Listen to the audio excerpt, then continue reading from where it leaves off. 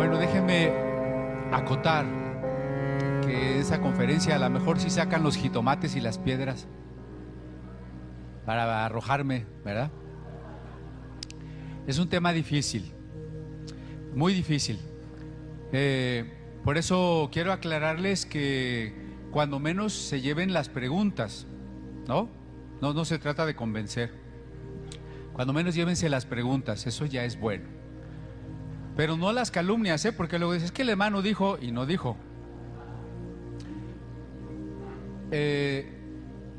Vamos a hacerlo con el espíritu de Casiodoro de Reina, de paz, de tolerancia.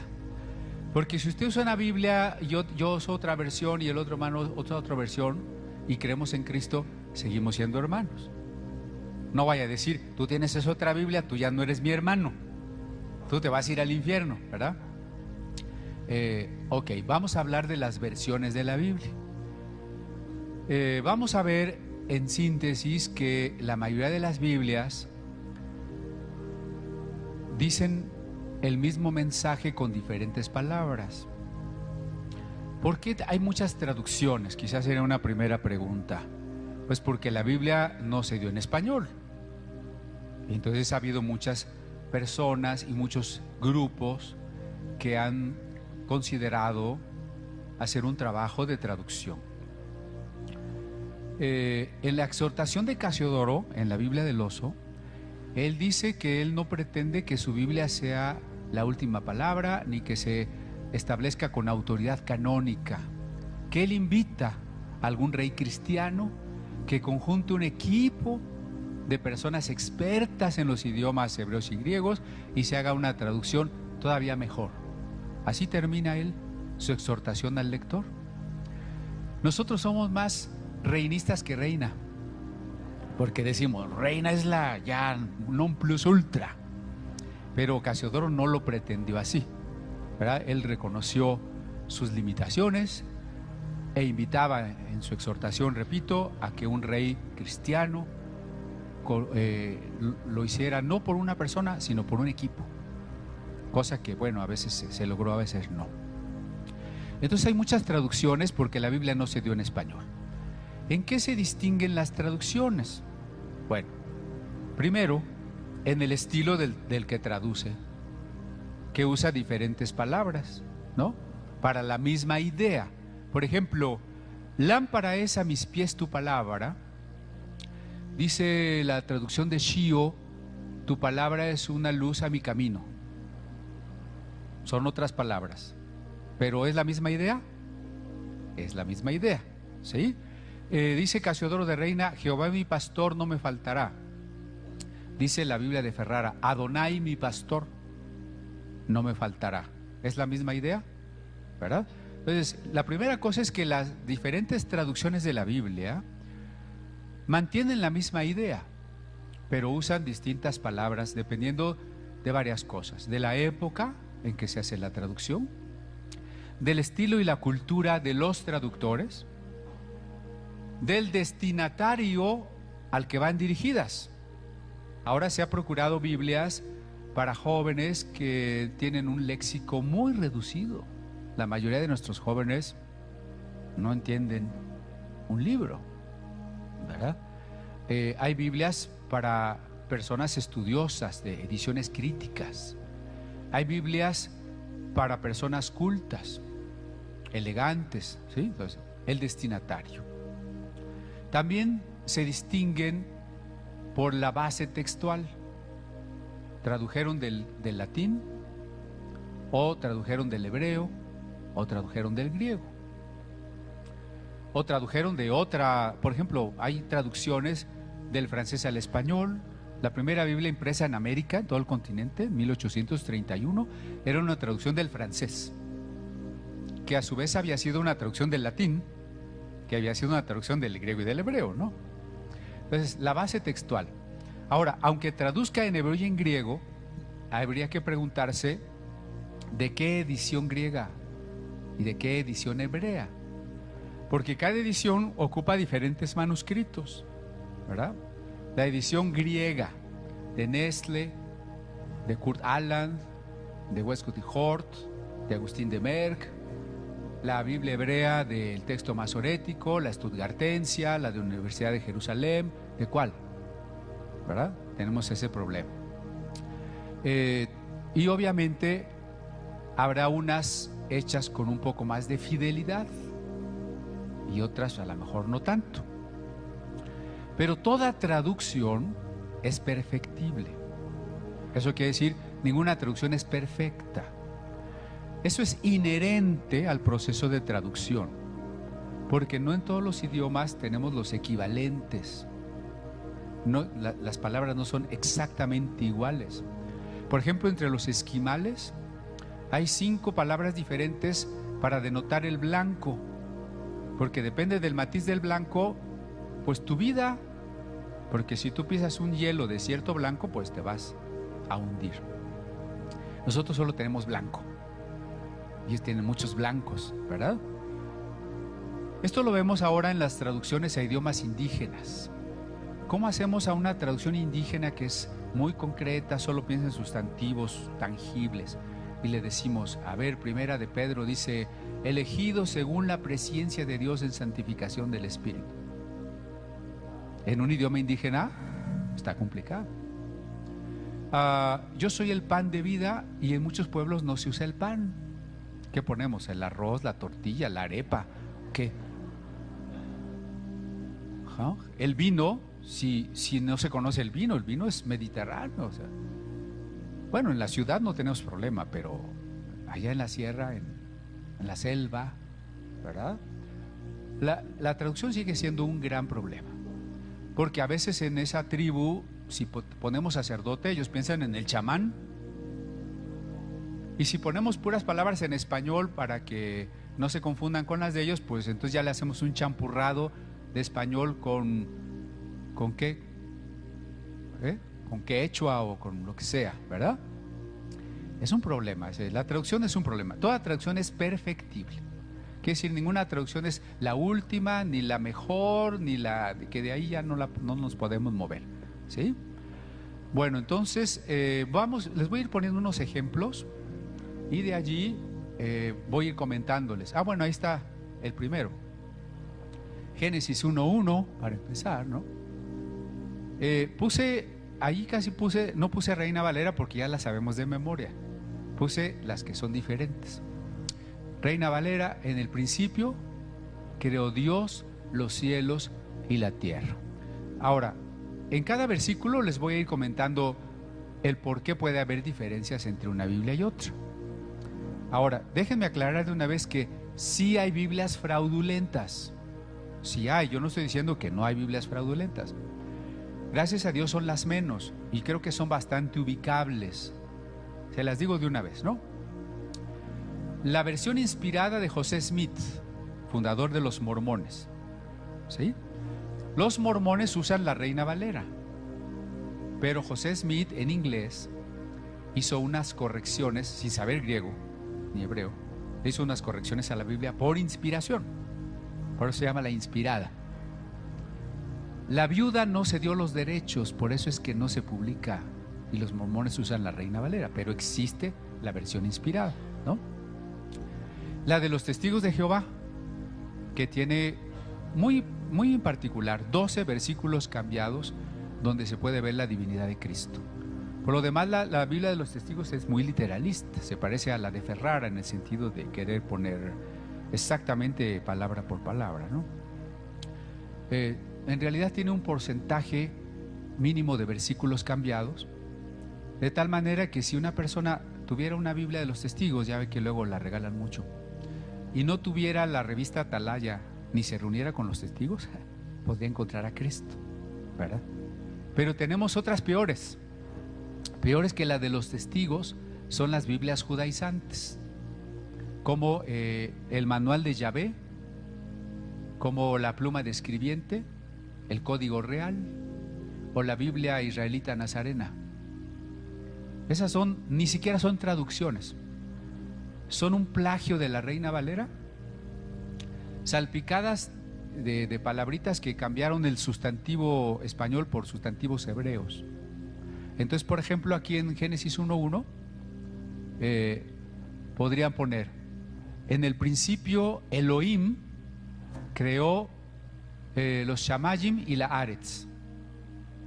Y entonces el que no sabe hebreo y que no se da cuenta que el pueblo de Israel ha rechazado al Mesías y que el verdadero Israel son los judíos y los gentiles que sí crean en Cristo.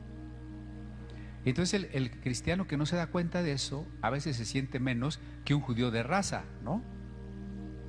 Ahí está el problema. ¿Por qué los judaizantes arrastran tantos cristianos?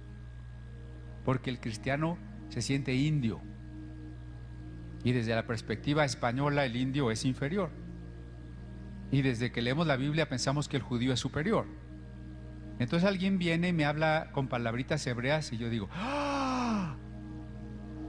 ¿No? Y ya me llevó el hermano o el primo, ¿no? A lo mejor ni es hermano. Entonces las Biblias judaizantes son terribles, porque no solo hacen una mezcla de español con sustantivos hebreos en sintaxis que no es hebrea, sino que cambian 3 tipos de versículos: los que hablan de la divinidad de Cristo, los que hablan de la personalidad del Espíritu y los que hablan de la salvación por gracia. Casi nada, ¿no? Por eso les digo que la de los testigos de Jehová es de parvulitos, porque la de los judaizantes de veras es, yo le llamo un fraude, no es una versión, es una perversión, ¿verdad? Tenemos también, desgraciadamente se hizo una traducción allá en los países árabes donde Jesús nunca se menciona como el Hijo de Dios. Y es que en la religión musulmana es como una blasfemia decir que Dios tiene un hijo, porque ellos lo asocian con el sexo. Y entonces en esa Biblia se cambia el Hijo de Dios por el enviado de Dios. Pero yo creo que eso está mal, porque eso sí afecta totalmente lo que decimos de la naturaleza de Dios.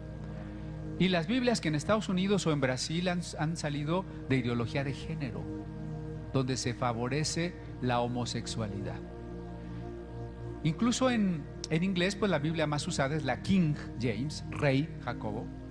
Los homosexuales han sacado la Queen James, o sea, la Reina Jacobo, ¿verdad? Donde se omiten los textos o se traducen de manera que no parezca que la homosexualidad es pecado. Entonces en la Torah, cuando dice que no se hallará sodomita, dicen no se hallará persona que practique la sodomía como parte de un culto idolátrico. Pues si no es parte de un culto idolátrico, no tienes problema. Dios es incluyente, ¿verdad? Está la Biblia en lenguaje políticamente correcto en Alemania, donde Dios también es mujer. No hay que discriminar a las mujeres. Entonces, Padre nuestro y Madre nuestra que estás en los cielos. Y siempre se menciona a Dios como hombre y como mujer. Y si se menciona a Abraham, no podemos dejar de decir también Sara.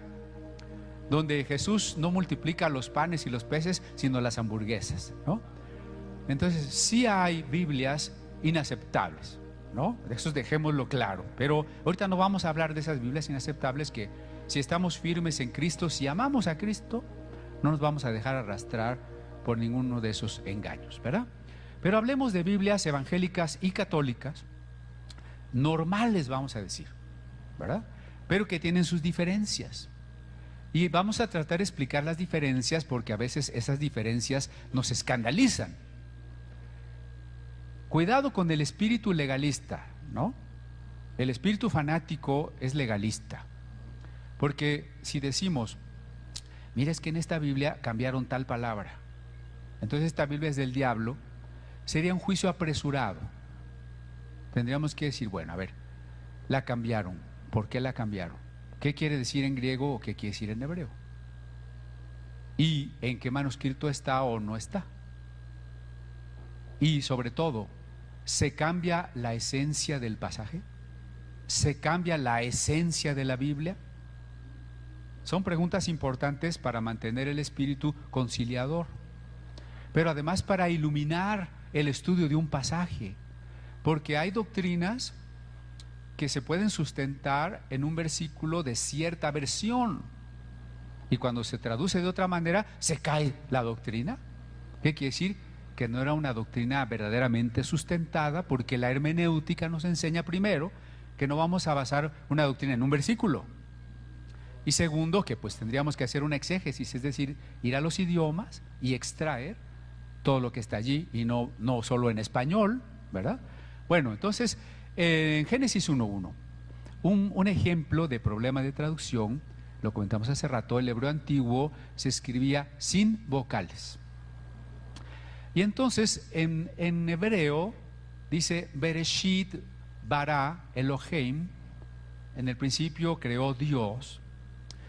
Pero, ¿qué pasaría si en vez de la palabra bara, crear, la vocalizamos bara con dos as y la vocalizamos baró? No es que yo la pueda vocalizar como yo quiera, estoy hablando que es posible dentro de las reglas gramaticales del hebreo, ¿no? Que dijera Bereshit baró Elohim. Sí hay una diferencia, porque en la primera, en el principio, Dios creó. A muchos les ha creado un problema con el verso 2, y la tierra estaba desordenada. Dicen, pero si Dios crea todo muy bien, ¿por qué ahora la tierra está desordenada?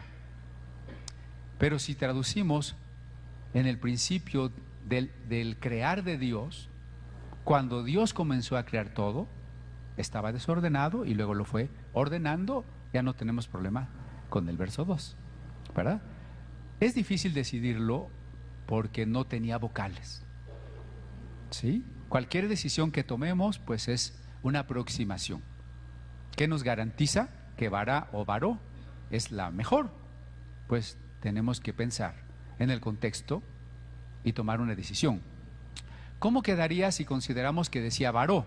Pues, por ejemplo, la traducción en lenguaje actual, cuando Dios comenzó a crear el cielo y la tierra, ¿ven? No es un verbo perfecto terminado, Dios creó, es un verbo imperfecto que da continuidad. Cuando Dios comenzó a crear el cielo y la tierra no tenía forma, ni había en ella nada que tuviera vida. La idea del caos es precisamente en que no era habitable, no había orden que permitiera la vida humana, ni había tierra que pudiera ser cultivada, ¿verdad?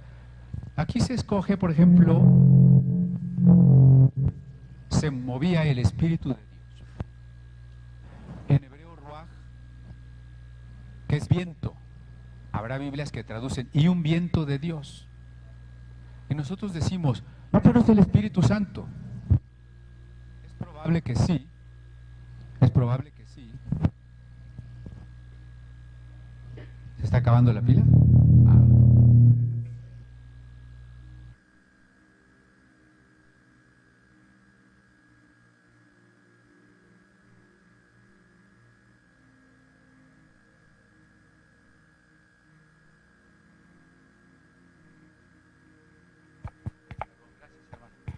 Sin embargo, nosotros tenemos claro que la revelación es progresiva, ¿no? Que la revelación empezó de lo más oscuro hasta llegar a Cristo, que es el clímax de la revelación. Conforme la revelación crece, el pueblo de Israel va entendiendo que un viento de Dios no es solo un viento de Dios impersonal, sino el Espíritu Santo, ¿verdad? Pero estamos en los principios. Entonces, bueno, es solo un ejemplo de...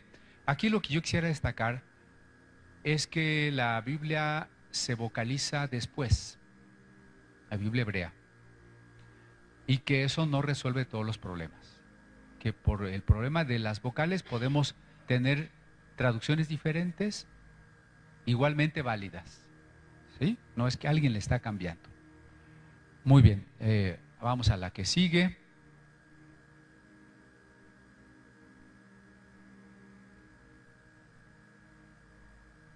Bueno, ahí estamos en Isaías 28. Isaías 28, miren, me voy al verso 10, me parece que es ahí. Dice, niños que repiten A, B, C, D, E, A, E, I, O, U, ¿verdad? Y si usted lo lee en Reina Valera, dice renglón tras renglón, línea sobre línea, mandamiento tras mandamiento. Dice uno, bueno, está muy diferente, ¿no? Poner A, B, C, D, E, que A, I, O, U, que línea sobre línea, renglón tras renglón, etcétera. Y si usted va a diferentes versiones evangélicas y católicas, todas traducen diferente este pasaje, todas. Y uno dice, ¿y por qué? Ahora, hay unas versiones muy interesantes como la Biblia claretiana y la Biblia de Jerusalén. No, la claretiana y la Nácar Colunga, que dejan las palabras como están en el texto hebreo. Y entonces, por ejemplo, allí en el verso 10 diría, porque la palabra de Dios les será Sau, la Sau, Kau, la Kau, Sersham, Sersham. Y si usted me dice, ¿y eso qué quiere decir? Pues quién sabe. Nada. Por eso esas Biblias lo dejan tal como está. Casiodoro, siguiendo un poco el ejemplo de la Vulgata, traduce renglón tras renglón, línea sobre línea. Aquí la NBI y la Dios habla hoy, lo que tratan es como de interpretar lo que se quería decir y ponen como un niño que empieza a aprender a leer. ¿Por qué? Puse todo el pasaje porque lo que hay que entender es el contexto. Los sacerdotes habían caído en el vicio de la borrachera. Y entonces Isaías viene y les profetiza que si el pueblo no se arrepiente, va a venir un pueblo del norte y los va a destruir. Los sacerdotes se burlan y dicen, ay, Jeremías o Isaías, si aquí está la casa de Dios, Dios no va a permitir que alguien la destruya. Se volvieron supersticiosos del lugar, ¿no? Del arca. Nada lo va a destruir. Lo que tú dices es inentendible, es como un borracho que no se le entiende cuando habla, es como un niño recién nacido que balbucea y no te entendemos nada. Entonces, la primera vez que se dice Saula, Sau, Kaula, Kau, Sersham, Sersham, son los sacerdotes burlándose de las profecías de Isaías. Isaías contesta y dice, pues bien, verso 11, Dios hablará a este pueblo con labios burlones y lenguas extrañas, los asirios que venían con otro idioma que los hebreos no entendían, ¿verdad? Pueblo al que dijo, este es el lugar de descanso, que descanse el fatigador, y también este es el lugar de reposo, pero no quisieron escuchar, pues la palabra del Señor, ahora sí, efectivamente ahora sí, les será un balbuceo de un niño recién nacido, les será el lenguaje que parece de tartamudos de un ejército extranjero. ¿Sí me explico el contexto? Por eso las diferentes traducciones optan por ponerlo de manera que ellos consideren que puede dar esta idea que estoy explicando. Es muy importante porque primero se cumple como una burla contra Isaías. Segundo, se cumple tanto en la invasión asiria como en la invasión babilónica. Pero Jesús utiliza el texto para hablar del Espíritu Santo que había de venir, el refrigerio y el reposo. Y Pablo en 1 Corintios 14 utiliza el texto para hablar de las lenguas que vienen con la llenura del Espíritu Santo. Entonces es un texto maravilloso, es un texto riquísimo, pero de muy difícil traducción. ¿Y cuál es el caso? Pues que el texto hebreo pone ahí unos garabatos que no tienen traducción. Y lo que hay que hacer es interpretar. Así como las lenguas requieren un don de interpretación, este ejemplo veterotestamentario de las lenguas requiere interpretación. Muy bonito, ¿no?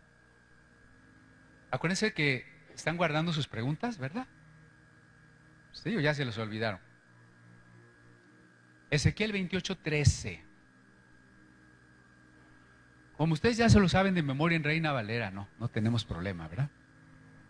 Cuando dice que el querubín para el día de su creación estuvieron preparados, piedras preciosas, tus flautas y tus tamboriles estuvieron preparados para ti en el día de tu creación, ¿verdad? Como en la Reina Valera, ese texto habla de instrumentos musicales.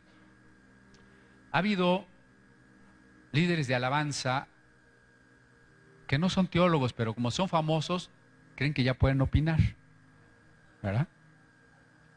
Y entonces dicen que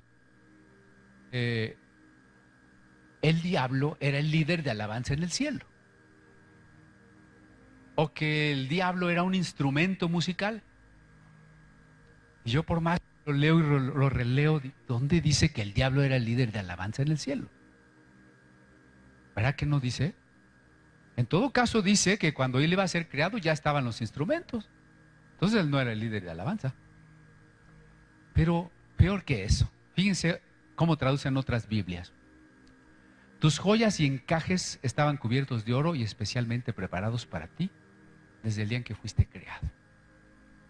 O sea, no habla de instrumentos musicales.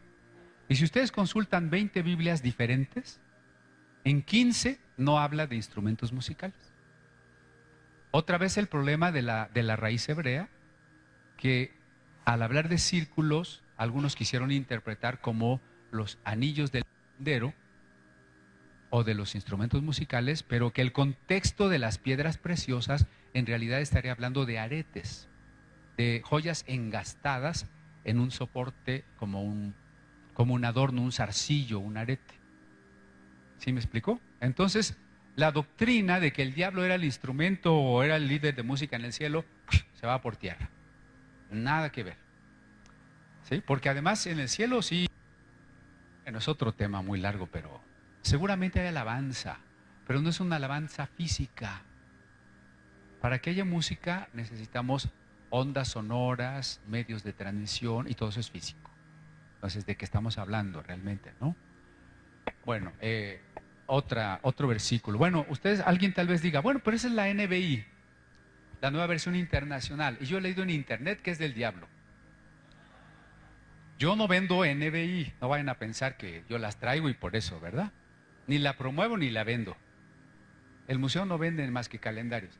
Y eso para el timbre, ¿no? Entonces, en internet hay muchas cosas, de muchos temas que realmente no son serias. Hay que tomarlo con pincitas, ¿verdad? Una de las cosas que dicen ellos, bueno, es que es de HarperCollins que financia al ocultismo. Es una tristeza que HarperCollins sea un pulpo que está comprando muchas editoriales cristianas y no cristianas. Pero la NBI y las editoriales cristianas sacaron su literatura antes de que HarperCollins lo comprara. No es un proyecto de HarperCollins, ¿verdad? Por otro lado, el problema de en qué manuscritos nos basamos. ¿Se acuerdan que no tenemos un original de la Biblia? ¿Sí? Alguien podría desanimarse y decir, ay, pues qué triste, ¿no? Pero Dios es sabio. Si tuviéramos un original de la Biblia, ya lo habríamos tocado y besado tantas veces, ya nos lo hubiéramos acabado. Por eso Dios no nos dejó ni las tablas de la ley, ni el arca del pacto, ni una Biblia original, ni una foto de Cristo. Porque somos unos idólatras, ¿verdad? ¿Y quién tendría esa Biblia original? El que la tuviera la tendría escondida. Y a lo mejor si ya le hubiera cambiado, ¿verdad? Ya le hubiera aumentado, ya le hubiera borrado. Dios en su sabiduría dijo, no, les voy a dejar muchas copias, miles de copias en todo el mundo, para que nadie la pueda cambiar. Eso es lo interesante. Si alguien como los de las Biblias judaizantes que dice, mira, es que aquí yo traduje como debe de ser, yo siempre les hago esta pregunta, muy bien, eso que tradujiste, ¿en qué manuscrito está? No me pueden contestar nada. Nada. ¿Por qué? Porque la ventaja de que haya miles de copias en los museos, bibliotecas más importantes del mundo, es que es patrimonio de la humanidad. ¿Sí? Están en Jordania, están en Israel, están en Alemania, están en Estados Unidos, en países socialistas, en países capitalistas, en países de religión musulmana, en un país judío, en países protestantes, en países católicos, en el Vaticano. Los manuscritos de la Biblia están por todas partes. Entonces tenemos un promedio de 10,000 manuscritos en hebreo y griego.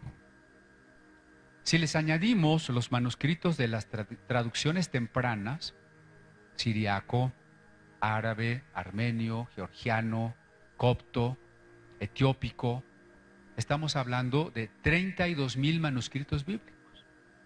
¿Qué otro libro antiguo creen que tiene tantos manuscritos de respaldo?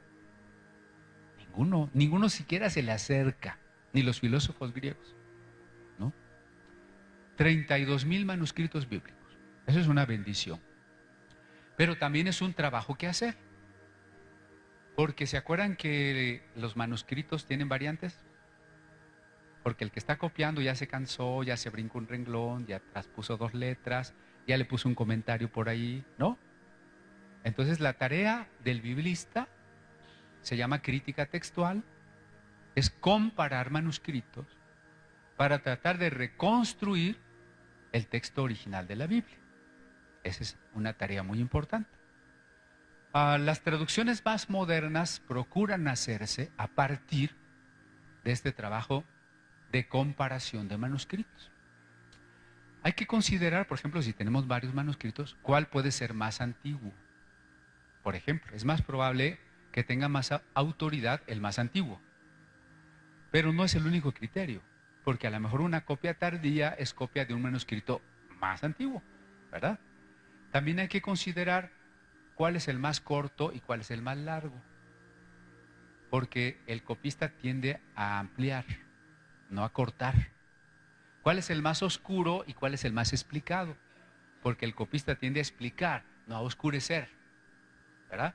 ¿Cuáles están citados por los padres de la iglesia? ¿De qué siglo y de qué región? Entonces es una carrera muy larga y muy bonita, ¿verdad? De las ciencias bíblicas. Entonces, cuando vamos a comparar Biblias, no podemos hacerlo solo en español, porque habría que ver los sentidos en los idiomas. Pero porque además habría que preguntarnos si esta Biblia tiene un versículo de más o de menos. Si el traductor se lo añadió, decimos en México, por sus pistolas, no sé aquí si se entienda eso, se lo añadió por sus pistolas, o está tomando base en un manuscrito. ¿No? Tan grave es añadir como quitar. Pero no seamos legalistas en eso. Porque miren, ¿qué pasaría si alguien dice, no, mira, es que este versículo tiene una palabra de menos? Y en Apocalipsis dice, al que le quite, se le quitará su nombre del libro de la vida. ¿Sabe qué? Pues ya todos nos fuimos al infierno. Porque usted cree que las palabras que usamos en español son la misma cantidad que están en hebreo. Y cuando traducimos al araucano o al H, usamos el mismo número de palabras sin quitar ni añadir. ¿Y cuál de esos 10,000 manuscritos es el que vamos a tomar para decir, pues este es el bueno? No hay uno. Entonces, primera cosa, el añadir o quitar se refiere a la esencia del mensaje. Porque lo que contiene la palabra de Dios es la esencia del mensaje. La Biblia es el libro más traducido del mundo. Se ha traducido a más de 3,000 idiomas. Y si la Biblia, la palabra de Dios estuviera en la palabrita, en la letrita, como quieren los cabalistas, no podríamos traducir la Biblia. Pero si la Biblia se traduce a idiomas y algunos de tan poquitos hablantes como los indígenas, quiere decir que la palabra de Dios se presenta, la palabra de Dios se manifiesta independientemente del idioma, independientemente del número de palabras, ¿verdad? Ese es el poder de la palabra de Dios. O sea, una persona un indígena que lea su Biblia en maya, ¿podrá encontrar a Cristo? Entonces, la palabra de Dios no se restringe a las letras, a la cantidad de palabras, a los términos hebreos o griegos, sino al mensaje que porta. ¿Sí? Las palabras de la Biblia portan un mensaje, y ese es el mensaje que debemos cuidar. Ese es el que no debemos distorsionar. Porque podríamos estar usando la mejor versión y predicando lo que no es. Un ejemplo rapidísimo. Un predicador que tuviera la Reina Valera 60 sacrosanta y non plus ultra. Ok. Y yo la amo, la Reina Valera, ¿no? La tiene la Reina Valera y nos va a predicar de la fe. Y la palabra fe está allí en la Reina Valera. Pero nos empieza a decir que la fe es que tú cierres tus ojos y visualices un carro Mercedes-Benz y que va a ser tuyo. Está usando la Biblia correcta, la palabra correcta y el concepto falso, diabólico, ¿verdad? Entonces, él sí le está quitando a la Biblia y no necesitó borrarle, ni publicar, ni traducir. Lo único que necesitó es distorsionar. Entonces, cuando la Biblia nos invita a no añadir y no quitar, es al mensaje central, cristocéntrico que tiene la Biblia, ¿no? Bueno, entonces la Nueva Versión Internacional tiene diferencias con la Reina Valera porque está basada en otro grupo de manuscritos, se llaman familias. Está basado en otra familia de manuscritos. Por ejemplo, los códices del libro de los Hechos en Oriente son un 30% más breves que los códices orientales del libro de los Hechos. Nada más como un ejemplo de las grandes diferencias que puede haber, ¿sí? Entonces, la NBI se basa en otro texto crítico. Entonces hay versículos donde no aparecen ciertas palabras, pero no porque pretendan eliminarlas de la Biblia. Por ejemplo, si decimos, bueno, en tal versículo quitaron la palabra Señor. Bueno, porque en ese versículo, en tal manuscrito no lo encontraron. Pero no dijeron, vamos a quitar la palabra Señor de toda la Biblia. Bueno, eso sí sería un complot de los Illuminati, ¿verdad? Pero si el diablo quiere cambiar la Biblia, la cambiaría en serio. No me va a poner ahí una palabrita de más o de menos, sino me va a cambiar de veras, ¿no? Una Biblia como la de JJ Benítez, ¿no? De que Cristo realmente no resucitó. Nunca leyeron el Testamento de San Juan y Caballo de Troya y esas tonterías, ¿no? O Código da Vinci. Bueno, esas, qué bueno que no lo leyeron, pero esas cosas sí son un cambio al Evangelio, ¿verdad? Sí, es lo que quisiera el diablo, pero no puede. Bueno, entonces aquí lo que hace la NBI, pues es, como muchas otras Biblias, mostrarnos que Ezequiel, volviendo al punto, no está hablando de instrumentos musicales, ¿sí? Bueno, siguiente. Salmo de David, Jehová es mi pastor, nada me faltará, dice la Reina Valera, antigua, y la traducción del lenguaje actual, tú Dios mío, eres mi pastor, contigo nada me falta. Aquí hay varias cosas que comentar. Primero, el tiempo verbal. En una dice en futuro, nada me faltará. Y otra en presente, nada me falta. ¿Cuál les gusta más? ¿Que nada les falte en el futuro o ahora? Mientras no sea la teología de la prosperidad, que incluso tradujo en un libro que se llama Lo que dice recibes, Jehová es mi banquero, nada me faltará. No, tremendo. El problema es que en hebreo no exactamente no hay pasado, presente y futuro, sino tiempo imperfecto y tiempo perfecto. Perfecto quiere decir algo que ya se hizo, ya se terminó. Imperfecto quiere decir algo que es continuo y no sabemos cuándo va a terminar. Como no hay un equivalente en el tiempo imperfecto, podríamos traducir nada me faltará o nada me falta, porque es un continuo. Entonces, ambas traducciones, en presente y en futuro, son correctas. Y lo mismo en el nombre divino.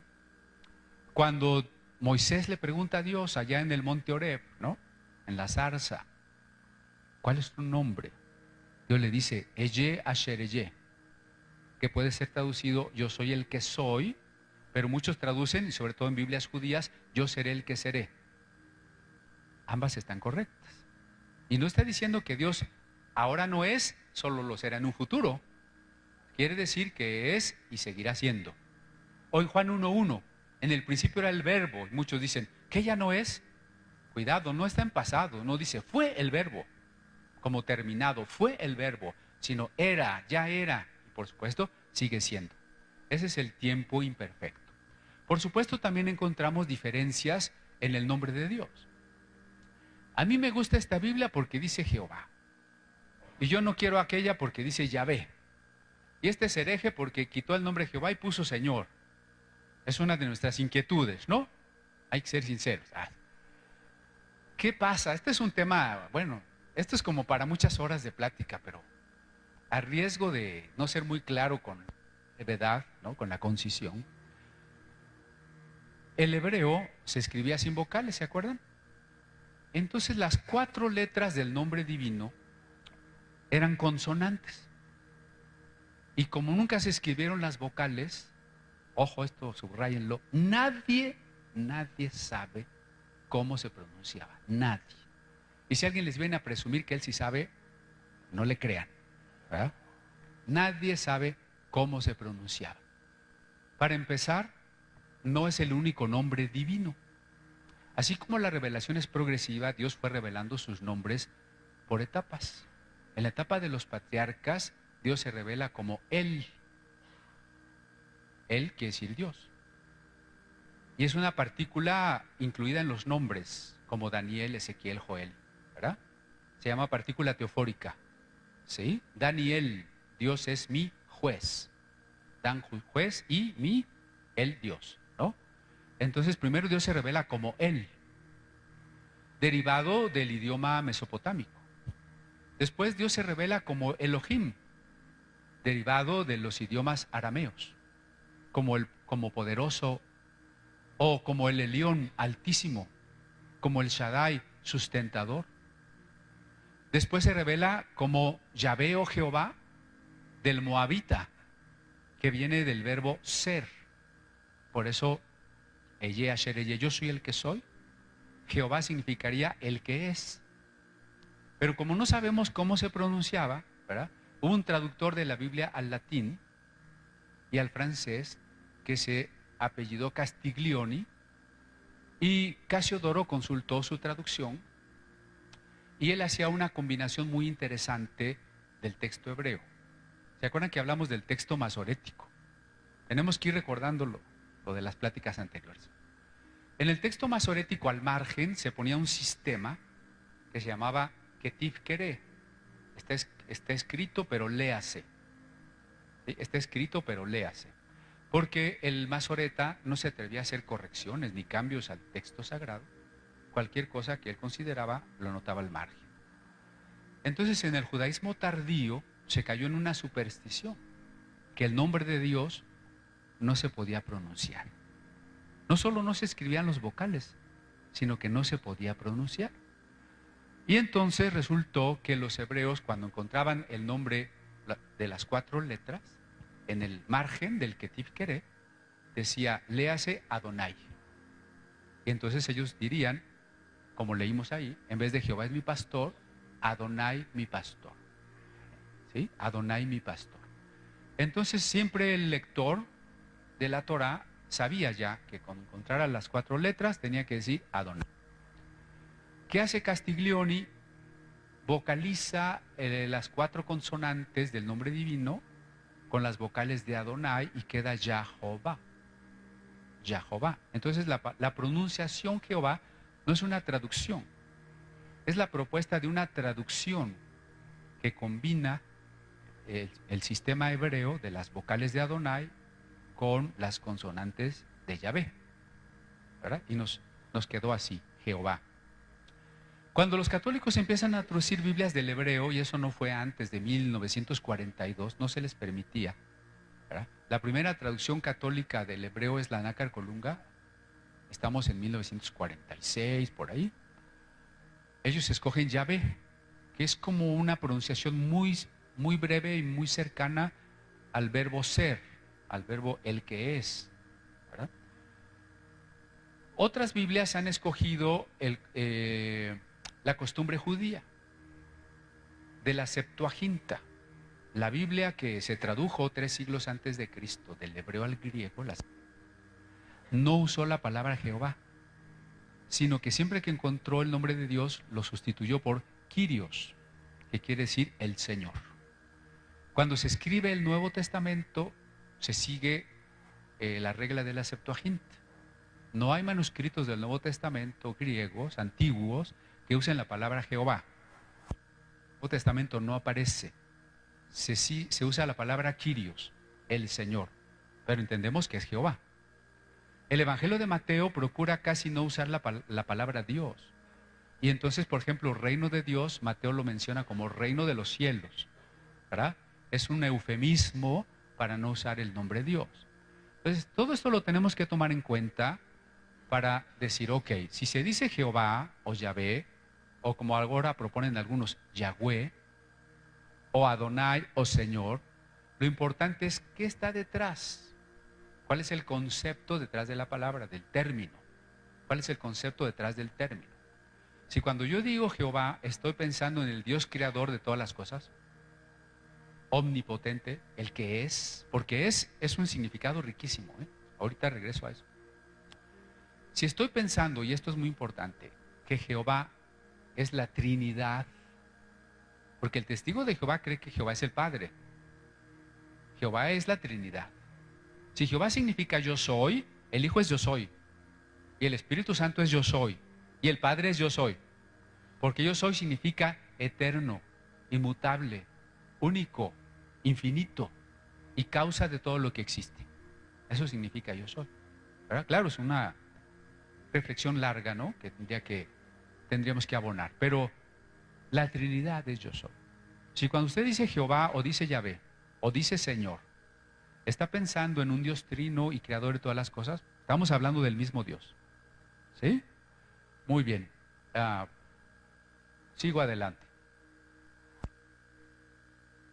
En Daniel 12:4 dice Reina Valera: y tú, Daniel, sella las palabras de esta profecía.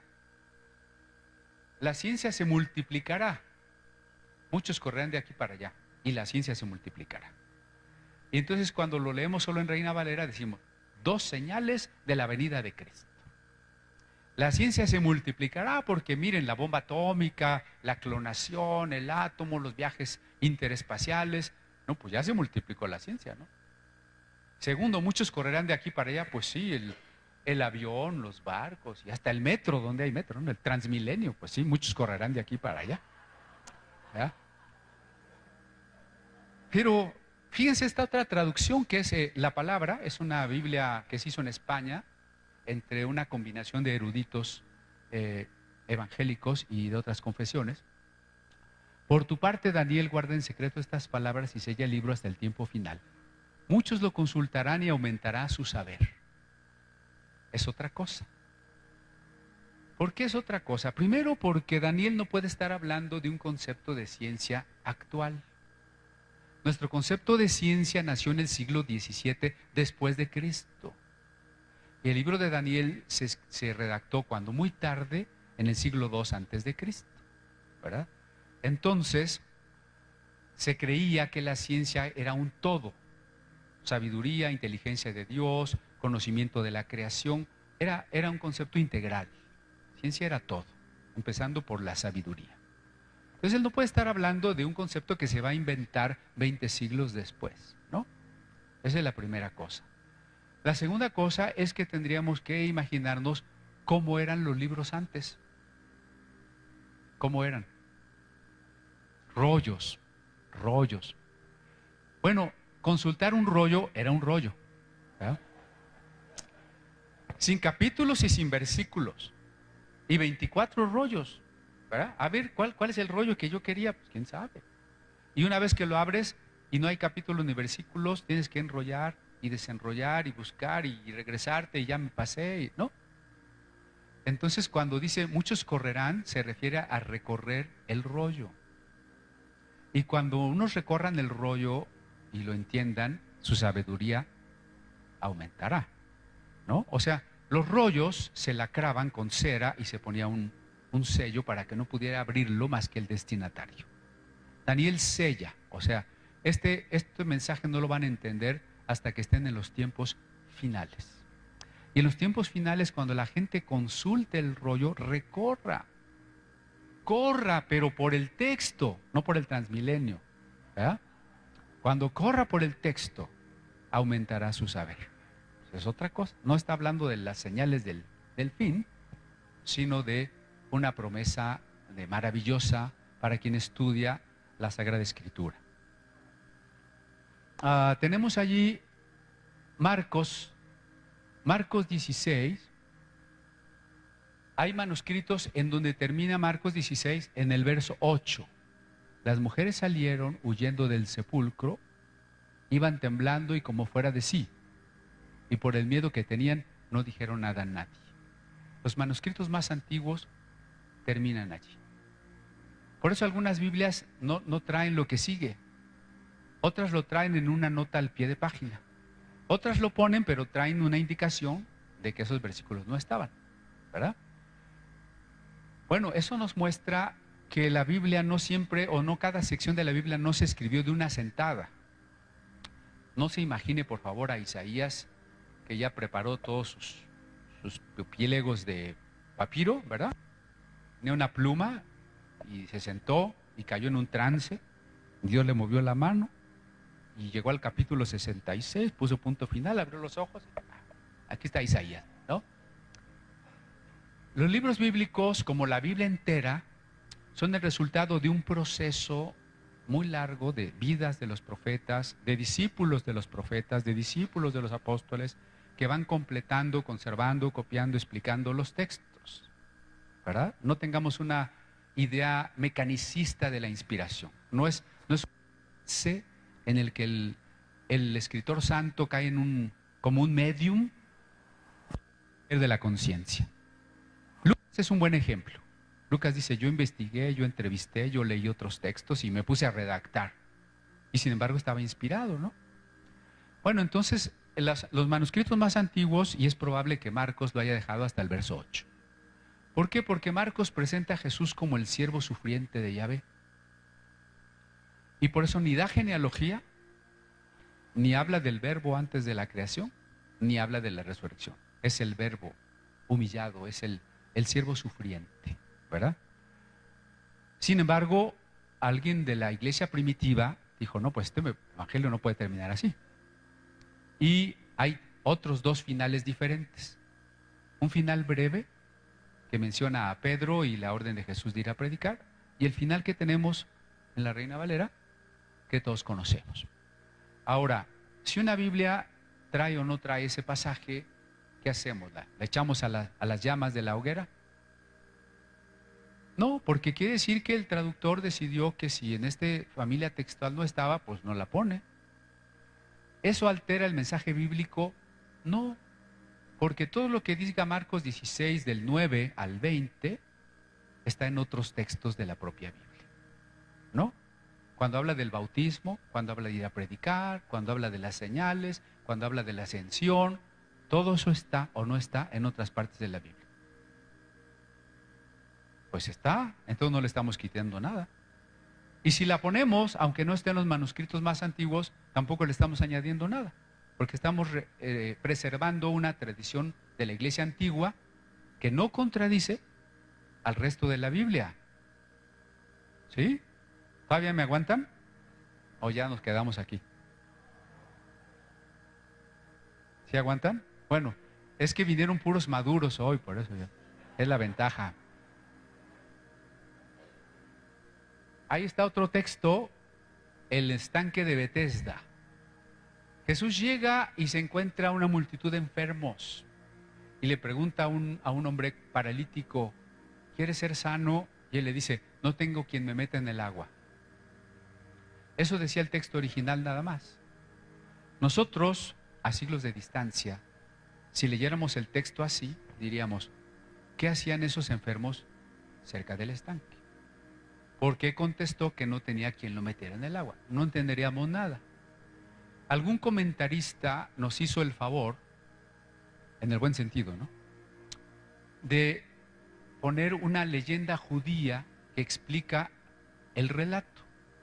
La leyenda judía que dice la nota ahí es que algunos manuscritos griegos agregan, fíjense, es un agregado, que esperaban que se moviera el agua porque un ángel bajaba y movía el agua y el primero que se metiera se sanaba. Pero ojo, ese es un añadido. ¿Sí? Ahora bien, si una Biblia decide no poner el verso, me parece el 3, ¿no? El 3 es el que está faltando ahí. Si una Biblia decide no poner el 3, ¿le está quitando a la palabra de Dios? No, porque se está basando en un manuscrito que no tenía esa explicación. Si alguien decide poner el verso 3, ¿le está añadiendo a la palabra de Dios? No, porque nos está dando una explicación que procede de la iglesia antigua y que es útil, no para contradecir, sino para entender mejor. ¿Sí me voy explicando?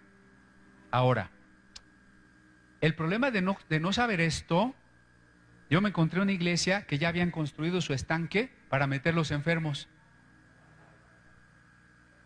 Y entonces estamos ignorando el contraste que el evangelista pretende explicitar, ¿no? Mientras la superstición judía piensa que las cosas se mueven porque los ángeles las mueven, ese era un concepto judío, ¿no? El ángel del viento, el ángel de las aguas, etc. El agua se mueve, pues el ángel que la vino a mover. Y entonces quiere decir que es un agua salutífera. El primero que se meta se sana. Entonces se están imaginando un Dios un poco misericordioso, ¿verdad?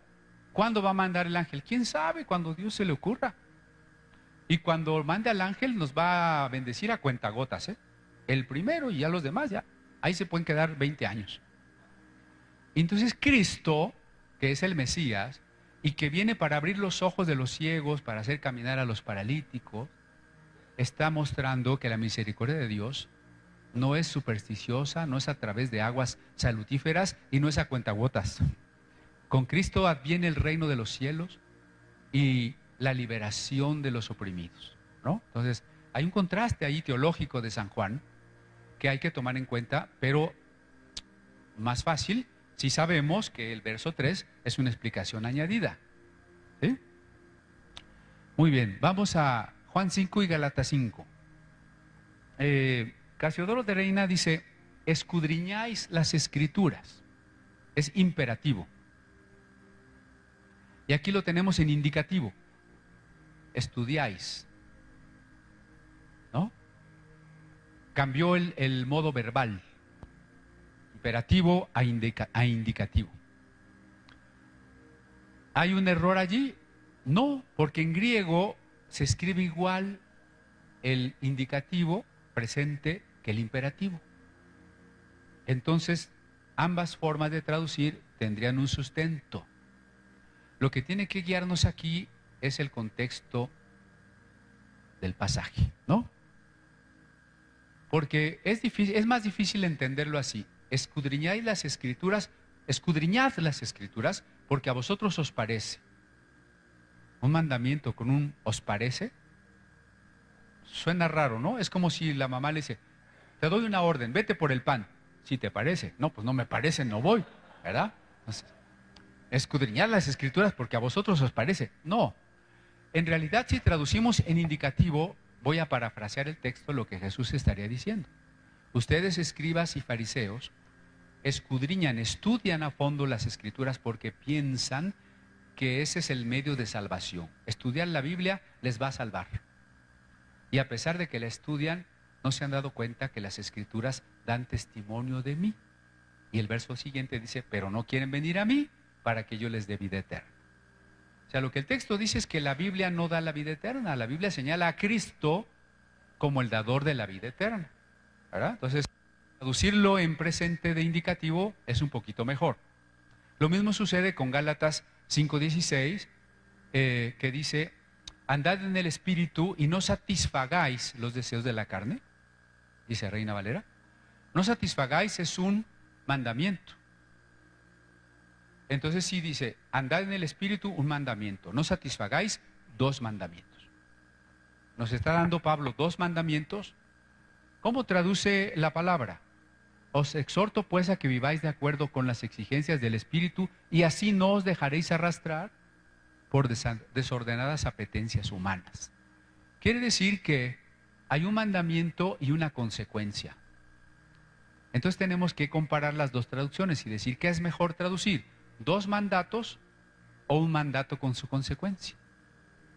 Me parece mejor la segunda opción. ¿Por qué?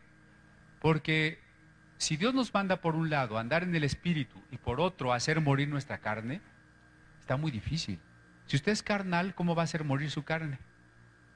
Si usted pudiera hacer morir su carne usted mismo, no necesitaría la ayuda divina. Pero nuestra carne solo puede morir cuando el Espíritu Santo nos guía y nos gobierna. Por eso es más prudente traducir que si andamos en el Espíritu tendremos un resultado maravilloso. No satisfaremos los deseos de la carne. Y así no hay que buscar otros caminos, ¿no? Porque a veces viene la ovejita con el pastor: hermano, ¿cómo le hago para vencer este pecado? Pues tienes que ayunar 15 días. Tienes que escribir 1000 veces: no voy a hacer este pecado. Tienes que venir a liberación para que te saquemos el demonio de mentira. Eso no dice Gálatas. Gálatas dice: ¿quieres vencer las obras de la carne? Déjate guiar, déjate llenar por el Espíritu Santo, ¿no? Déjenme ver cuánto tiempo tenemos, pero como está lloviendo y no se pueden ir, ¿verdad?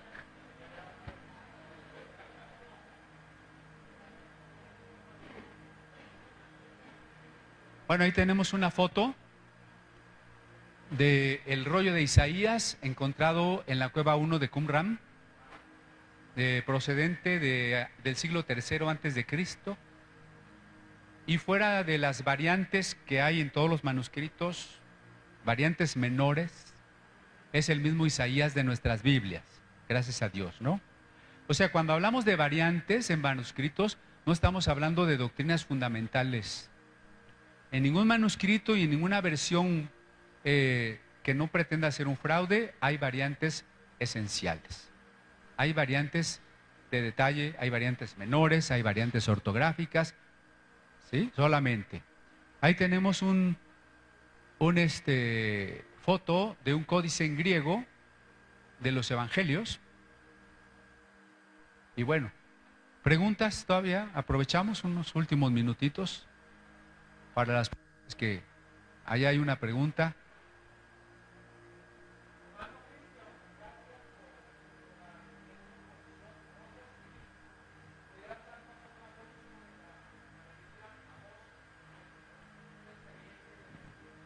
Gracias, hermano. Sí, está dentro de las Biblias judaizantes. La Biblia Kadosh pertenece a las ediciones judaizantes, donde salpican, les decía yo, el español con palabras en hebreo, y no es ni una gramática ni otra, y sobre todo una tendencia a exaltar la ley por encima de la gracia, que en la mayoría de grupos judaizantes Cristo ya no es visto como un salvador, sino como un maestro de la ley. Cristo vino a mostrarnos, según ellos, cómo cumplir verdaderamente la ley para podernos salvar. Y además, pues con una serie de mentiras que presenta desde su introducción. Ellos dicen, por ejemplo, el nombre Jesús es una blasfemia porque quiere decir el caballo. Hay que decir Yeshua, ¿no? Bueno, sí, Yeshua es la pronunciación hebrea, pero Jesús es la castellanización de Jesús en griego, que en hebreo puede ser Josué, Oseas, Isaías o Yeshua. Todas esas 4 nombres son exactamente las mismas raíces que significan Jehová es salvación, ¿verdad? Entonces, decir que Jesús significa el caballo, porque en hebreo caballo se dice sus, y ja es el artículo. Pero para empezar suena diferente Ja-sus que Jesús. ¿Y cómo aplico eso en inglés? Jesús. ¿En qué se parece Jesús al caballo? No, eso es... Allá a lo mejor aquí ya les llegó también en la tele un cuate que inventa que la palabra significa tal cosa, pero es pura broma. El diccionario de Derbez, ¿verdad? Los judaizantes usan el diccionario de Derbez para inventar que Jehová es blasfemia, que Jesús es blasfemia, que Génesis es blasfemia, que porque Génesis significa genitales de Isis. Pues si a esas vamos, podríamos hacer que cualquier palabra signifique lo que yo quiera, ¿no? Porque entonces yo digo, la palabra Cristo viene de cristal, porque Cristo es cristalino. Bueno. Pero eso no tiene ninguna historia de las etimologías. Y si yo llego a Estados Unidos, ¿no? Y escribo frijolitos, ¿verdad? Pues sí, pero en inglés va a querer decir libre, sala, nosotros, frijolitos, ¿no? Pero no son los frijolitos que yo quiero desayunar. Entonces, no. Que una palabra se parezca a otra, se llama cognado, no significa que siempre tenga el mismo significado. Además, la ortografía, no tenemos un pizarrón, pero la ortografía de Jesús es absolutamente distinta a la ortografía de Jesús el caballo. Y a veces, miren, tenemos palabras con la misma ortografía que significan cosas distintas. Si yo escribo sal, quiere decir que cloruro de sodio o que vámonos, ¿no? Y si le cambio una letrita, me voy a casar con S o con Z. Si es con Z es la novia. Va a casar al novio, ¿verdad? O sea, es importante ser serios en la lingüística, en las etimologías, en la historia de la evolución de las palabras y no hacer vaciladas que hacen los de la Biblia Kadosh israelita, ¿verdad? Entonces, es un fraude. ¿Sí?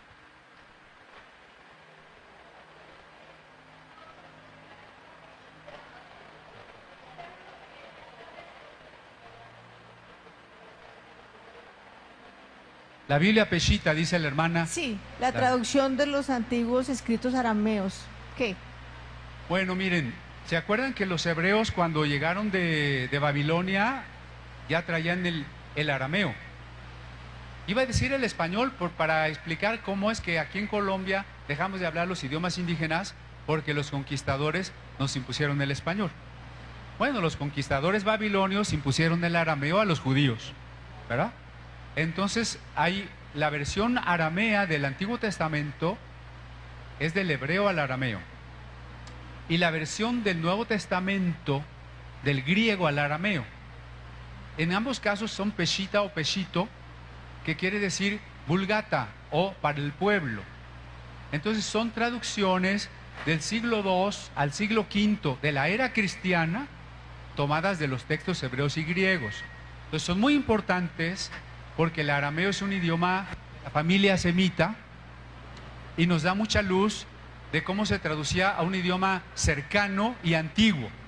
Nos da mucha luz, pero nunca va a tener más autoridad que el texto hebreo y el griego, como pretende la iglesia siria, ¿verdad?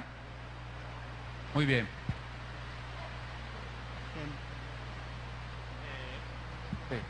Casiodoro, él tradujo el Nuevo Testamento del texto recibido, ¿no es cierto? El texto receptus. Todavía no se llamaba Tradujo. Entonces la pregunta es la siguiente: ¿por qué en Juan 1:1 aparece el verbo, el sustantivo, el verbo, y no el logos? Bueno, porque, miren, sí, Casiodoro tradujo, no se llamaba Textus Receptus. Acuérdense que hasta el siglo XVII se le va a inventar ese nombre. Casiodoro tuvo que haber traducido de la cuarta edición de Erasmo o probablemente de una revisión de Teodoro Beza, pero traduce del griego al castellano. No puede poner la palabra logos porque logos está en griego. Lo que podría hacer tal vez es poner en el principio era la palabra, como muchas Biblias lo traducen. Pero Casiodoro se pone a reflexionar de una manera, al igual que Lutero, ¿cómo traducir logos? Porque no es nada más palabra. Los judaizantes, en vez de poner palabra, ponen davar, en hebreo palabra. Pero ni siquiera lo han pensado bien, porque lo que tenían que haber traducido era Jochma, la sabiduría personalizada de Proverbios, ¿verdad? Entonces Casiodoro, como Lutero, está pensando cómo traducir verbo, cómo traducir logos. Goethe, el literato alemán, en su obra Fausto, pone al doctor Fausto devanándose los sesos, ¿qué es el logos? Porque el logos tiene una historia muy larga, desde Heráclito de Éfeso, en el siglo V antes de Cristo, donde el logos significa la razón que gobierna el mundo, ¿verdad? Hasta el concepto memra de los judíos, como la palabra con la que Dios ha creado el mundo. Entonces, en un mundo donde se ha encontrado el pensamiento semita con el mundo griego, logos se enriquece doble. Y entonces Casiodoro tiene que decir, ok, la palabra, pero ¿qué forma de decir palabra implica la acción divina? No solo la palabra, sino la acción divina. La palabra actuante, verbo. Y entonces, de manera, creo yo, muy atinada y muy bellamente literaria, traduce verbo. ¿Sí? ¿Quién seguía por Buenas allá? tardes. Ah. Agradecido. Una pregunta que tiene como 3. He estado leyendo, dice que Casiodoro tomó el Nuevo Testamento de Juan Pérez Pineda. Algunas lo escriben así, otros dicen que no, que lo tradujo en 2 meses.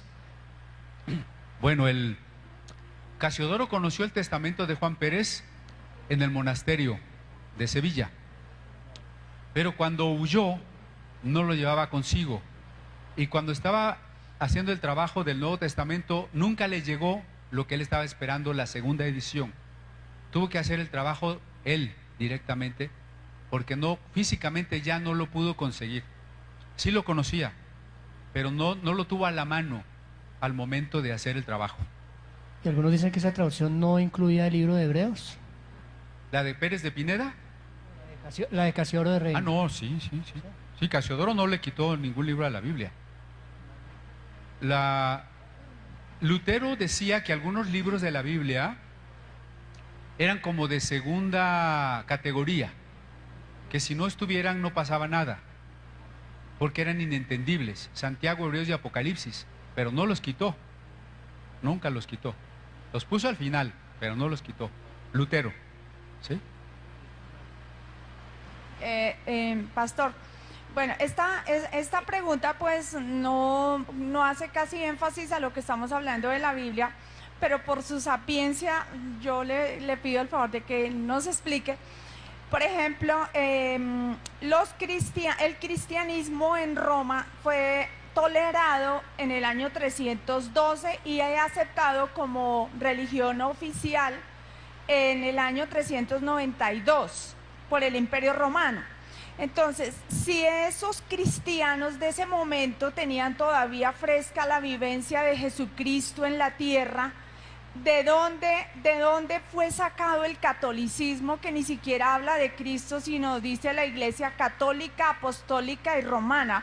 ¿Por qué surgió esa religión y por qué en el mundo todos nos equiparan, los cristianos con los católicos, como en una sola bolsa, digámoslo así coloquialmente? Una pregunta muy larga, pero en resumen, si la iglesia fuera católica, apostólica, hasta ahí estaría bien. El problema es que es romana. Porque católicos en griego quiere decir universal. Si la iglesia fuera católica, maravilloso. Si fuera apostólica, que es la doctrina de los apóstoles, que está en el Nuevo Testamento, maravilloso. El problema es que el obispo de Roma, para el año 500, principios del siglo VI,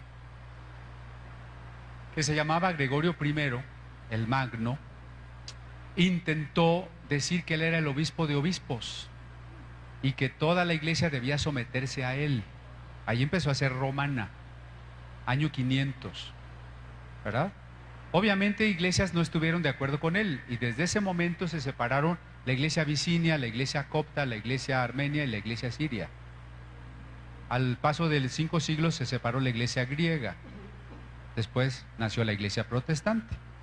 Pero bueno, el problema es que una rama del cristianismo se volvió institucional y supuso que la cabeza de la iglesia debía estar en Roma. Ese fue realmente el problema, ¿no? Gracias, profesor, le aprendemos mucho. He oído que la Reina Valera tiene corte calvinista. ¿Eso qué de realidad tiene? ¿Corte evangelista? Calvinista. Corte calvinista. Casiodoro, al huir de Sevilla a Ginebra, quiso identificarse con el calvinismo. Pero ya ven que nunca hubo un acuerdo real, ¿verdad? Entonces, Casiodoro no está pensando en darle a la Biblia un sesgo doctrinal. Creo que uno de sus grandes aciertos y de muchos otros biblistas que han traducido es poner lo que dice el texto, y que los teólogos se agarren de la greña, eso es otra cosa. Yo pongo lo que dice y tú lo interpretas después, ya ese es tu problema, ¿verdad? Yo pongo lo que dice. Gracias, pastor. Gracias, pastor. Yo le estaba pidiendo al Señor porque la verdad yo nunca había oído de la Biblia del oso, sí.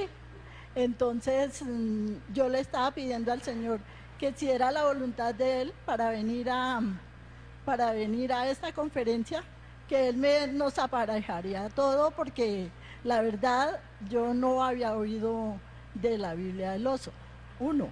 Y 2, que yo le pedí al Señor porque pues no tenía recursos para venir, pero que Él aparejaría todo para que nosotros pudiéramos venir.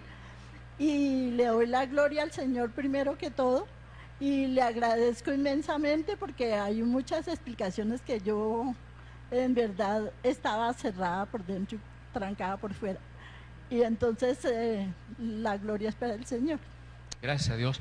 Acuérdense, juntando además cosas, que los calvinistas fueron los principales perseguidores de Casiodoro y de la Biblia del oso.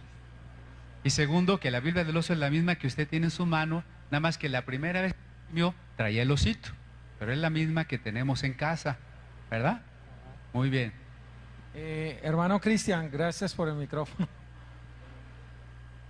Hoy en día se está revaluando pues la Reina Valera por el tema del lenguaje, y de hecho se está utilizando, inclusive hay una propuesta para los gedeones internacionales que se han casado con la Reina Valera 1960, pero pues los americanos no han tenido como esa conciencia y ellos quieren permanecer ahí.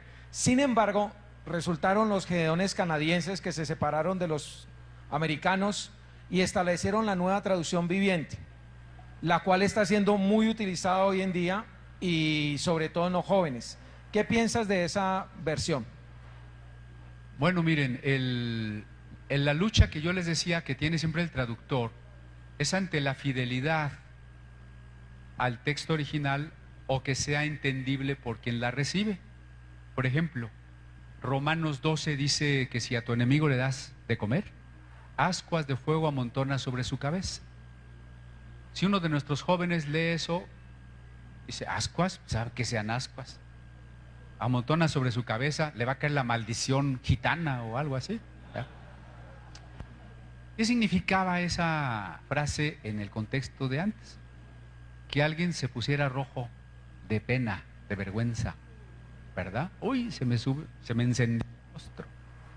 Entonces tenemos que escoger, ¿dejo la belleza y la fuerza de ascuas de fuego, o que nadie va a entender, o pongo algo que entiendan pero que ya suena así menos bonito, ¿verdad? Vas a hacer que se ponga rojo de vergüenza. La lucha la tiene el traductor. Por eso hay que pensar a qué público está destinada. La nueva traducción viviente es más una traducción libre, es decir, una paráfrasis pensada en personas que manejan muy poco el lenguaje. Entonces, en ese sentido es muy buena, porque muchísima gente que yo me encuentro que le digo, lee la Biblia, es que no la entiendo. ¿Por qué? Porque pues Casiodoro es elegante y es antiguo, y entonces cuando uno le da algo más sencillo, pues la gente tal vez le entienda mejor. O sea, a fin de cuentas, eso es lo importante, que le entienda. Ya como cristiano, pues que ya se familiarice con más traducciones, y un día que conozca la Biblia del oso también, ¿verdad? Pero pues para empezar, está bien. Para empezar, porque usted quiere una Biblia crítica, necesita una Biblia muy seria, como la Nueva Biblia de Jerusalén, la Reina Valera actualizada, la Reina Valera textual, o la Biblia de Bober Cantera. Pero se necesita una Biblia para una persona que no sabe nada, pues Biblia en lenguaje actual, nueva traducción viviente, la Biblia en lenguaje sencillo, etc. Depende para quién. ¿De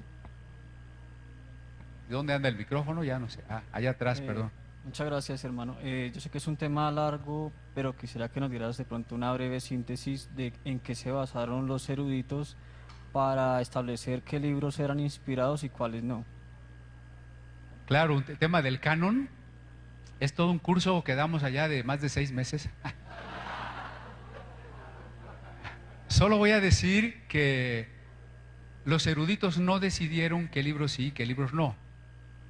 Ese es un error muy común, que hasta está en los libros. Pero mire lo que implicaría eso. Si decimos que la Biblia es la máxima autoridad y unos eruditos lo decidieron, ¿quién es la máxima autoridad? Los eruditos o el concilio. Entonces no lo decidieron ellos, porque el canon se fue forjando en más de 400 años. Y como nadie vive 400 años, es un proceso dirigido desde el cielo, ¿verdad? ¿Cómo? Pues la fuerza que tienen los libros por sí mismos fue haciendo que se reconocieran, se conservaran, se creyeran, se copiaran. Y así las iglesias, cuando no había Facebook, dáleme like si te gusta Hebreos, y todos like, ¿verdad? No había Facebook, ni siquiera había formas de comunicarse. Es sorprendente y es milagroso que en las iglesias del sur de Europa, del Asia Menor, del Medio Oriente y del norte de África, se fueran conservando en esencia el mismo corpus canónico a lo largo de 4 siglos. Entonces es un proceso divino que reconocieron los concilios, que reconocieron los eruditos, sí, lo reconocieron, mas no lo determinaron, ¿verdad? Sí. Buenos días, pastor. En la palabra del Señor dice que tenemos también la palabra profética más segura, la cual hacéis bien en estar atentos como a una antorcha que alumbra en lugar oscuro hasta que el día establezca y el lucero de la mañana salga de vuestros corazones, entendiendo primero esto, que ninguna profecía de la Escritura es de interpretación privada, porque nunca la profecía fue traída por voluntad humana, sino que los santos hombres de Dios hablaron siendo inspirados por el Espíritu Santo. ¿Sí? Quería saber ahí en esta parte quería saber en toda esta historia, como es inspirada por el Espíritu Santo, cómo entran tantos autores, porque he escuchado de algunas personas que no, por ejemplo, yo tengo la Biblia del reverendo C.I. Scofield y es una revisión antigua de Casiodoro de Reina, pero ¿quién era el reverendo Scofield, por favor? Gracias. Miren, cuando las sociedades bíblicas nacieron, por acá hay manos acá adelante. Cuando las sociedades bíblicas nacieron, tenían una regla: la Biblia sin comentarios. Cuando el concilio, o más bien la Iglesia Católica, autorizó la primera Biblia al español, que fue la del padre Felipe Schio, que fue la que trajo Thompson. Thompson no trajo la Reina Valera a Colombia, trajo la Biblia de Schio. La de Reina Valera vino hasta fines del siglo XIX, ¿verdad? Thompson traía una Biblia católica para un pueblo católico, porque la Biblia católica sirve para que usted le predique a una persona católica, porque el católico va a desconfiar de su Biblia y usted le va a decir: no, tráeme la tuya, mira, aquí está el Papa, ¿verdad? En la foto. Pues aquí donde está el Papa, mira lo que dice Juan 3:16, mira lo que dice 1 Juan 1:9, etcétera, etcétera, ¿no? Es lo mismo, gracias a Dios, ¿no? Pero la Biblia católica solo se permitía si se le ponían las notas de los santos padres. ¿Qué había entendido San Agustín, Policarpo, San Ambrosio? Para que tú no la distorsionaras, ¿no? Entonces, fíjense el contraste: Biblia católica solo con notas, Biblia evangélica sin notas, porque cada creyente es un sacerdote que tiene que entender la Biblia. Desgraciadamente, a ver si no me lincha la librería, hoy existe una serie de Biblias con notas, y eso para mí es una desventaja. Primero, la temeridad de poner mis notas a la altura de la palabra de Dios. Yo no haría eso, ¿verdad? Porque el creyente se confunde y termina dándole a las notas la misma autoridad de la palabra de Dios. La Biblia de Scofield difundió el dispensacionalismo en la iglesia cristiana, y convenza usted a alguien de que el dispensacionalismo no es la Biblia. Si usted no está de acuerdo con el dispensacionalismo, usted no cree en la Biblia. No, porque ya revolvimos a Scofield con la Biblia. Scofield no es alguien más que se atrevió temerariamente a ponerle notas a la Biblia. Y ahora tenemos unas notas tan antibíblicas como la Biblia de guerra espiritual. Imagínense nada más. Una Biblia que tiene notas que son todo lo contrario de lo que dice la Biblia. Pero ahí están con la Biblia. Entonces, es un problema. Nunca le dé, en síntesis, nunca le dé autoridad a las notas por encima del texto de la propia Biblia. ¿Sí? Bueno. Ahí viene ya el micrófono. Ese lo llevaron. Muchas gracias por la conferencia. Quería preguntar, ¿qué se le puede decir a alguien que obviamente no es creyente, que no puede confiar en la Biblia justamente por el montón de copias, de manuscritos, de versiones? ¿No puede confiar? No puede confiar, no es creíble, no es fiable la Biblia porque finalmente hay un montón de versiones y un montón de copias. Para él, claro. Al contrario, si hay algún libro confiable es la Biblia, porque de ningún otro libro hay 32,000 manuscritos. Y si las 32,000 copias apuntan al mismo mensaje, ¿qué podría ser más confiable que eso? Por ejemplo, ¿cuántos manuscritos hay del Corán? Ni se puede estudiar porque según ellos no tienen ningún cambio. ¿Cuántos manuscritos hay del Libro del Mormón? 0. ¿Cuántos manuscritos hay de Aristóteles? 50. Y son de 1500 años después de Aristóteles, son de la época árabe. O sea, solo de la Biblia hay tantos manuscritos y muchos de ellos tan cercanos a los autores que es el único libro antiguo, no desde la fe, sino desde la filología, desde el estudio de los documentos. Sería el único libro en el que más podemos confiar. ¿Verdad? Gracias. Bueno, quiero decir, sabemos que Dios es espíritu, por tanto la Biblia no es entendible para los sabios del mundo, porque la misma palabra lo dice, es un libro que se entiende espiritualmente. Pero, bueno, quiero agradecer a Dios por haber permitido esta conferencia y a CLC por haberlo traído a su merced, que pues por lo que he escuchado toda la mañana puedo decir que es una autoridad sobre el tema que está tratando. Pero también la Biblia nos dice, la hermana dijo, hay muchas versiones, eso es cierto. El Espíritu mismo nos habla cuando leemos, cuando estamos conectados con Dios, el Espíritu mismo nos dice, no, eso como que no es así, o esto sí es así. Y Pablo nos aconseja que seamos como los bereanos, y el mismo Señor dice, escudriñad las Escrituras, porque el enemigo es el que ha atacado la palabra desde el principio. La Inquisición, bueno, llámese sacerdotes católicos, llámese pero Enrique ¿cuál sería VIII. la pregunta? No, la pregunta no es tanto, es un comentario respecto a la nueva versión internacional. Yo sé que de acuerdo a lo que habla el mundo, fue realizada por eruditos, por sabios del mundo precisamente. Sabios del mundo hicieron la nueva versión internacional. Para mí, por ejemplo, hay un versículo, una sola palabra, pero son muchísimas, yo estoy haciendo el trabajo de eso, en donde cambia en Marcos la palabra blasfemia por calumnia. Entonces, son dos palabras que significan completamente, tienen un significado completamente distinto. Entonces… Bueno, ok, aclaraciones. La nueva versión internacional fue hecha por miembros de iglesias de distintos países y denominaciones. Es un equipo de cristianos.